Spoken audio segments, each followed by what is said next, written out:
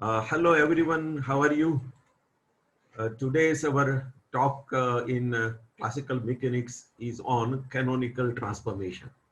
Myself, Dr. Mihir J. Joshi, Professor and Head Physics Department, Saurashtra University, Rajkot. Canonical transformation is a very important topic in classical mechanics. And to understand canonical transformation very easily, I have taken three examples from our day-to-day life so that we can understand canonical transformation easily. First example is from the classroom.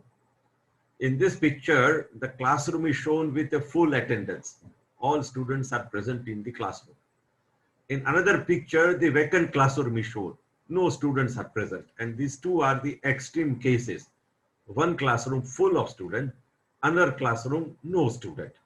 But usually the scenario is something in between, that some students are present in the classroom, some students are absent. But the absent students are present elsewhere outside the classroom. They are present but outside the classroom. Now let us represent the students in the classroom are shown by the dynamical variable or canonical variables like small qi and pi and time t. And the students present elsewhere outside the classroom are shown by dynamical variable capital Qi and capital Pi and time. Time is common. Now the relation between the two is represented by function f. The relation is they belong to the same classroom. One is the old system, another is the new system, and the function relates the two type of students. Now let us come to another example. In this picture, a river is flowing and a bridge connects the two sides of a river. Side A is represented by canonical variable Qi and Pi, small qi and Pi, and side B is represented by capital Qi and Pi, another variable, and time is common. Now, bridge works as a function f that connects the two sides of a river. In canonical transformation is called the generating function. Generating function f is working as a bridge connecting the two systems. One is an old canonical system, another one is a new canonical system. Now we come to the one more example. This example is regarding the wedding. Now the wedding season is going on. Lot of weddings are taking place in a city. So here the couple is shown. The bride's family is represented by small canonical variables, and groom's family is represented by new canonical variables, means capital Qi, Pi, and T. And the relation between the two is formed because of the wedding between the two couples. Now, wedding is a function that relates the two families. Now, for example, by bride is a daughter of the family member, and that becomes, after marriage, the daughter-in-law of a groom's family. The groom's family, the groom is a son, and immediately after wedding, the son becomes son-in-law in the bride's family. So this is the transformation relation between one family member to another family member. So here the couple relates the two families. So bride's family has a specific relation with groom's family member and vice versa for the grooms. Now mathematically this is called as a transformation relation. Now we define one more important part that is known as a cyclic coordinate. Now in any particular coordinate is absent in a function, then it is known as a cyclic coordinate. If any particular coordinate is absent in a function, then it is known as a cyclic coordinate. The definition says like that. Here the example is shown. Here f is a function of q, q1, q3, q4 and up to qi. But q2 is absent and it is shown over here as a cyclic coordinate. So q2 is absent. It is generally not possible that all coordinates are cyclic in a function. Mostly some coordinates are present and some coordinates are absent. This is the normal trend. But what happens when Some coordinates are absent in a dynamical function. So let us see the example that what happens that some coordinates are absent in a function. Now consider a situation where the Hamiltonian h is a constant of motion and all coordinates are cyclic, means all qi are cyclic, means all coordinates are absent in a function. We have marked over here, it rarely happens in reality. Now let us focus on Hamilton's equation of motion. Now Hamilton's equation of motions del h by del qi is equal to minus p dot I. Here all coordinates are cyclic and absent, and therefore qi are absent in Hamilton's function. They are not part of the Hamilton's function. And therefore del h by del qi is equal to minus p dot I equal to 0. Now it is mentioned, or it can be mentioned, that p dot I is equal to 0 because once it becomes 0, minus sign has no meaning. Now that becomes dpi by dt is equal to 0 because p dot is equal to dpi by dt. And wherever differentiation becomes 0, that means that pi is equal to constant is equal to alpha I. So under this condition, the corresponding momenta for cyclic coordinates are constant. So it is specifically mentioned that under this condition, Hamiltonian function becomes, instead of h equal to function of q, p and t, it becomes h function of only alpha I, that are the constants alpha I. Now we come to the transformation equations. The old system is represented by small q, small p and t, and the new system is represented by capital Q, capital P and T. So that is a new system. This is the old system. The transformation going from one set of coordinates, small qi, to new set of coordinates, capital Qi, are shown by this relation. And this is known as a transformation of configuration space. Simultaneous transformation of independent coordinate and momenta from qi and pi to new one, capital Qi and capital Pi, are shown by this. This is the transformation from Qi, and this is a transformation for Pi. And these are known as a transformation in phase space because it takes place in Qi and Pi, means small qi and small pi, to new one, capital Qi and capital Pi. Now, new and old Hamiltonian. Defining the new Hamiltonian as capital K, function of capital Q, P and T. And our old Hamiltonian defined as a usual symbol of capital H. It's a function of small q, small p and t. What is the relation between the two? These are the Hamilton's canonical equations for new system. These are the Hamilton's canonical equation of motion for old system. It is required to establish the relation between capital K and capital H. Now, how to establish the relation between capital K and capital H? Let us consider well-known Lagrangian relations. So this is a well-known Lagrangian formulation we have studied earlier. D by dt summation q dot I del L by del qi minus L, and that is equal to del minus del L by delta t is equal to 0. Here, printing mistake, it should be q dot I. Now considering del L by del t equal to 0. Now that means that this differentiation is 0, means L is equal to constant. So it is represented by constant. So d by dt is equal to del L by del t. This is equal to 0. Then the quantity under bracket is equal to constant. So this quantity is equal to constant. Now here we are considering a canonical relation between qi and pi, q dot I and pi, and that is represented by the Lagrangian, and that is nothing but pi. So this quantity is nothing but a pi, and that is established by canonical relation established by Lagrangian. So here h is a constant and summation pi q dot I. Now we have represented this by q dot I. Q dot I, we have represented this by pi and minus L. And rearranging this, we can write L is equal to q dot I pi minus h. So we have established relation between Lagrangian and Hamiltonian. Now we have to use the Hamilton's principle.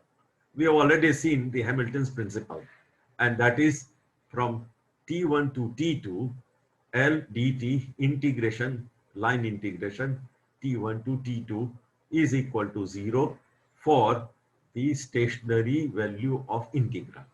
This stationary value of integral shows that the variation is minimum, and that shows the shortest path. And shortest path, this variation is 0, and that shows that we have received or we have achieved the minimum length. We have taken the example of bunch of sticks, and we want to find out that which stick is this shortest one. Then we try to compare each stick with each other, and we find some variation till we reach the shortest stick. And if you find that shortest stick cannot match with any other stick, because other sticks are longer one than the shortest one, and shortest stick can be matched with itself only, and if you try to match with itself, then variation is obviously 0. So that shows that we have reached the shortest length of a stick. So here the shortest line integral, and if you compare, that variation becomes 0, because the shortest integral cannot be matched with anyone else except itself, and variation becomes 0. So here we are applying Hamilton's principle. Now Lagrangian is represented by this particular formulation. So we write delta I, delta of line integral. Now we are putting the value of Lagrangian.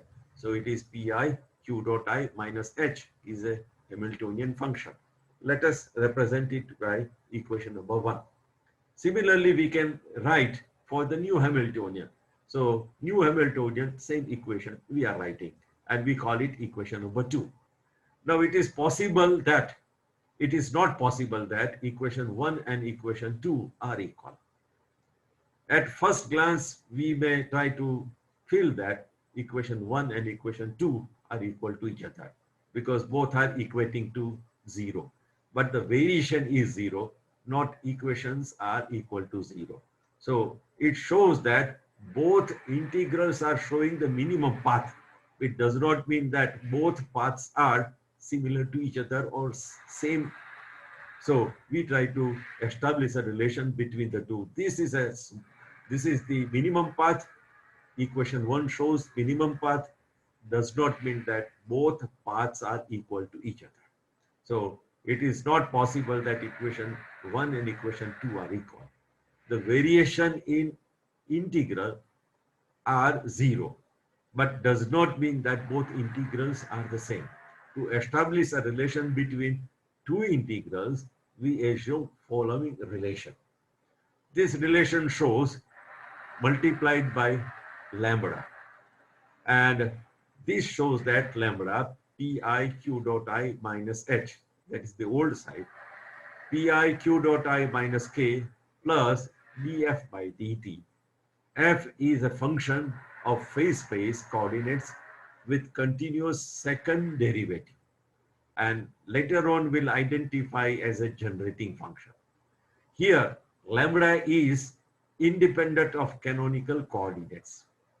Now we try to establish two relations when lambda is equal to 1. Obviously, when lambda is equal to 1, this becomes very simple equation, and that is labeled as equation number 3. Now we come to the part of importance of lambda, the factor lambda. A transformation is known as an extended canonical transformation when lambda is not equal to 1. Let us go back to the side. Now here lambda is not equal to 1. That relation shows the extended canonical transformation. A transformation is known as a canonical transformation when lambda is equal to 1. Let us go back to our slide. When lambda is equal to 1, this transformation is known as a canonical transformation. So lambda defines whether the transformation is extended canonical transformation or canonical transformation. Now we come to the generating function f. F is a generating function. It is useful for specifying the exact form of canonical transformation only when half of the variables are old and other half are new. F is working as a bridge between the old and new canonical variables, like a bridge connecting the two sides of a river. Now, we have taken earlier the example of a river, and there the bridge is connecting the two sides of a river. So here, the F is working as a bridge. There are four types of generating function defined. F1 is having a small q, capital Q, time is common. F2 is a function of small q, capital P and T, time is a common factor. Now, F3, function of small p, capital Q and T. F4 is a function of small p, capital P and T. Now you will notice that half of this function, old and half is having a new variable. Again, half is old, half is new variable. Again, half is old, half is new variable. Again, half is old, half is new variable. So that defines the property of a generating function. Generating function, half is having a old, another half is having a new, and that is working as a bridge between the two type of variables, new variables and old variables, new system and old system. So we have to establish a relation between each new and old canonical variables. So how to establish the transformation equations? The relation between the new and old system can be established by deriving transformation equations using four different types of generating functions. So we have already defined in our earlier slide four different type of generating functions. So now we have to derive the four different type of transformation equations for four different type of generating functions. Now let us concentrate on type 1 generating function and considering the transformation equations for type 1 or F1 type generating function. F1 type generating function is defined like this. And using our equation 3, let us go back. This is equation 3. It is very important and we'll be using this equation very often in coming slides. Now using equation 3, now pi q dot I minus h is equal to pi q dot I minus k. Now instead of using df by dt, we are using df1 by dt. So we'll put this in f1. Now simplifying this, pi q dot I minus h equal to pi q dot I minus k. Now taking a differentiation. So partial differentiation of df delta f1 by delta t. Here delta f1 by delta qi by delta t. This is a partial derivative. Similarly, we are defining here delta f1 by delta qi by delta t. Now we know that this is represented as q dot I. This is represented as capital Q dot I. So we put this over here as a q dot I. We put over here capital Q dot I. Now we do very small mathematical trick.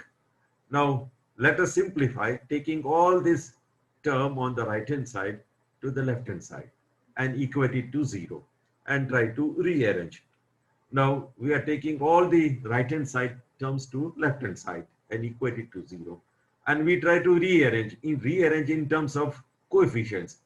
The coefficients q dot I, so p dot I and q dot I connected. Again delta f by delta qi multiplied by q dot I, that was there in earlier terms. So we have segregated and we have formed a bracket. Again q dot I, capital Q dot I, it was connecting or multiplying to this both terms. So we have segregated, put that in a bracket, and again in a multiply form q dot I. The last term was not having any capital Qi, not having any small qi. So we have segregated in form of this particular form. Now we assume that the coefficients multiplying this term, coefficient multiplying this bracket are not equal to 0. So q dot I is not equal to 0. Capital Q dot I is not equal to 0. So the option is this bracket is equal to 0. This bracket is also equal to 0. This bracket is also equal to 0. So that this 0, this 0, this 0 again equal to 0. So under that condition, we try to write down that this particular bracket is equal to 0. This particular bracket is also equal to 0. This particular bracket is also equal to 0. So rearranging that, we are getting three different equations. So these three different equations are for type 1 generating function. So this equation shows the old momenta and old coordinate connecting F1, and F1 is having a partly new and partly old. Again, this new momenta and new coordinate connecting F1. So F1 is also having partly old and partly new. So likewise, new momenta and new coordinates are connected to new old momenta and old coordinate through this F1. So equation 5 are three different transformation equations for generating function F1, establishing relation between the old and new system. Now concentrating the transformation equation for F2 type generating function, taking the transformation of this particular form. So F2 generating function, small q, capital P and T, and minus qi pi. Again, coming to equation number 3. Equation number 3 is well known. Pi q dot I minus h, capital Pi q dot I minus k. In place of f, we are writing f2. And f2 is having a two different terms. So we are writing two different terms. So one by one, they are differentiated partially. So this is del f2 by del t, again del f2 by del qi, again del qi by del t. So this is represented by q dot I. Again, this is represented by p dot I, and this term is differentiated. So first q dot I is differentiated, this is as it is. Then p dot I is differentiated, qi as it is. And again, you will notice that pi q dot I, this will cancel out because this is a plus quantity, this is a minus quantity. And again, if we try to rearrange this equation, taking all the left-hand side terms to right-hand side term. So pi q dot I, and again qi p dot I, and minus k plus k minus h, and all this differentiation terms. These terms are equal to 0. Again, applying the same logic that segregating the terms in terms of pi. So this term and this term goes together. That is forming the first bracket. Now this term and this term goes together. That is forming the second bracket. And the last bracket is formed by this particular term. Now we assume that the coefficients p dot I and q dot I are not equal to 0. So our logic says that the bracket should be 0. This bracket should be 0. This bracket should be 0. So 0 plus 0 plus 0 is equal to 0. Now, as per that, we are writing the transformation equations. So first bracket, second bracket, third bracket. These are equated to 0. And these are giving the three different type of transformation equations. Now, equation 8 are three transformation equations for generating function F2, establishing relation between the new and old system. Now, similarly, considering transformation equation for F3. For this transformation equation, the generating function is considered as follows. So F is equal to Qi Pi F3, function of small p, capital Q and T. This is labeled as equation number 9. Again, we are using this into equation number 3. And there, instead of using simple F, we are writing F3. And we have this particular relation. Again, doing the same process. Again, we are getting three different brackets. Three different brackets are equated to 0. And we get three different transformation equations. Now, these transformation equations are labeled by equation number 10. Again, we are considering the generating function f4. Generating function f4 is represented by following transformation equation. Now, this generating function is represented by qi pi, capital Qi pi plus f4 function of p, capital P and t. Again, using this in equation number 3, because I told you earlier, equation 3 is a very important equation. There we have substituted this equation.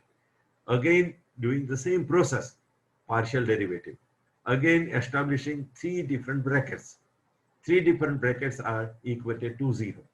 Again, we obtain 3 different equations.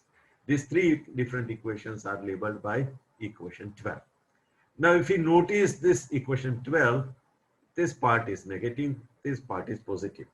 Let us go back. Equation number 10, both are negative. Again, go back. Here, all are positive. Again, go back. Here, it is negative, here positive. So, that follows a particular trend. And that trend is represented over here. One can notice following things from the sign of the terms in the equations. The generating function f1 produces transformation equations having plus sign, minus sign, last term is positive. f2, the first is positive sign, second is positive sign, last one is positive. f3, both are minus sign, the last one is positive. f4, first one is negative, second one is positive, and the last one as usual positive. So that shows the term, this shows the trend followed by all the transformation equations. And these are represented in equation 5, 8, 10, and 12 that we have already seen. Now we come to one more relation between one mathematical transformation equation and canonical transformation equation. The mathematical transformation equations are called Legendre Transformation, and ours are canonical transformation. So we want to see the relation between the Legendre Transformation equation and canonical transformation equation. The Legendre Transformation equations are very popular in mathematics. In classical mechanics, changing variables is obtained from Legendre Transformation. This is a Lagrangian. We have not depicted by L, but it is understood that it is a function of Q, Q, and Q dot and T. It is a Lagrangian one. And this is a Hamiltonian one. It is Q, P, and T. Now, transformation from Lagrangian to Hamiltonian is achieved by Legendre Transformation. Now, we try to represent what is a Legendre Transformation, considering a function of 2 variables, f, x, y, and the differential has the following form. So, df is represented by u dx plus v dy, and u is represented by this partial derivative, v is represented by this partial derivative. The change in the basis of a description of x and y to a new variables u and v as a function g is defined as a function of u and y as follows. So to change the basis of a function from x and y to u and v, a function g is defined of having a particular form that function g is equal to f minus ux. So g is a function, f is also a function, and it is represented by this particular form, and that is known as a Legendre transformation. So slightly modifying equation 6, we can write f2 is q capital P and T, f1 small q capital Q and T. So transformation from f1 to f2 is shown by this particular relation, and it is a comparable to Legendre transformation.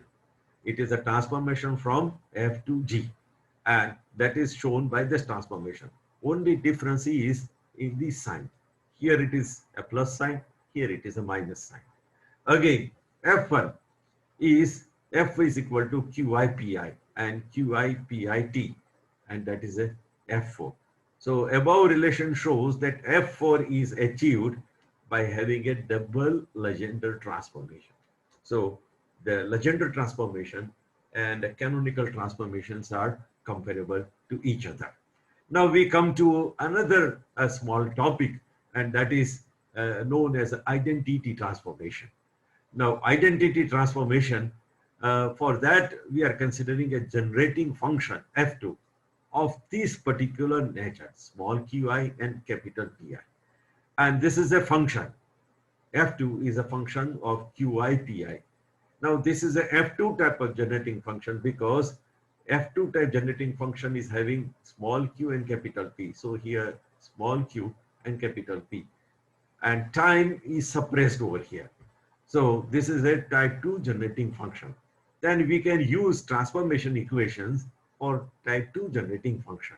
So we have a transformation equation for type 2 generating function Pi del F2 by del Qi. And we put the value of F2 over here. And we know that del Qi by del Qi is 1. So it is equal to Pi. So small pi is equal to capital Pi. Again, capital Qi is equal to del F2 by del Pi, capital Pi. Putting the value of F2. So del Qi Pi by del capital Pi. Again, del capital Pi will have 1. So we can represent that it is Qi. So capital Qi is equal to small qi. Again, k is equal to h plus del qi pi by del t. Now in this function, there is no time. So naturally, the differentiation will become 0. So this second term is 0. So we have a k equal to h. So this is producing identity transformation. In identity transformation, old and new are exactly equal to each other. There is no difference.